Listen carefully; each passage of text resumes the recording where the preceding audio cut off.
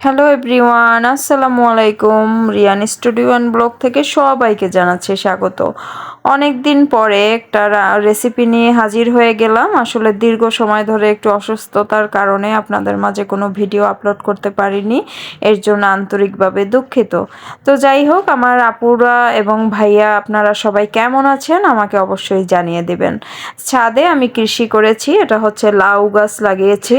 মাশাল্লাহ কত বড় হয়ে গিয়েছে, ছোট ছোট পাতাগুলো এখন মনে হয় খাওয়ার উপযোগী।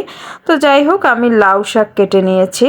লাউ শাকগুলো কেটে আস্ত ধুয়ে আমি এখানে নিয়ে নিলাম, এবং এই ভর্তাটার জন্য আমি নিয়ে নিয়েছি ধনেপাতা এবং পেঁয়াজ কুচি, চিংড়ি মাছ এবং কাঁচামরিচ।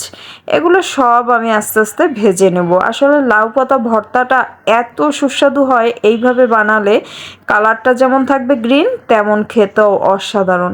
তো যাই হোক, আমি লাউ পাতাটা দিয়ে এর মধ্যে লবণ দিয়ে একটু ঢাকনা দিয়ে ভালোভাবে এটাকে সিদ্ধ করে নিব বা ভেজে নিব, যেটাই বলুন না কেন। আস্তে আস্তে করে সব জিনিসগুলো দিয়ে তেলের মধ্যে আমি ভেজে নিয়েছি, কিন্তু দেখুন আমার ভাজা কিন্তু হয়ে গিয়েছে।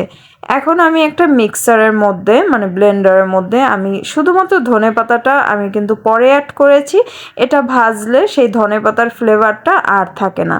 তো যাই হোক, এর মধ্যে সব একত্রিত করে আমি এখন এটাকে সুন্দরভাবে ব্লেন্ড করে নেব। বিশ্বাস করেন, এইভাবে ভর্তা বানালে এত মজা হয় যা ধারণার বাহিরে।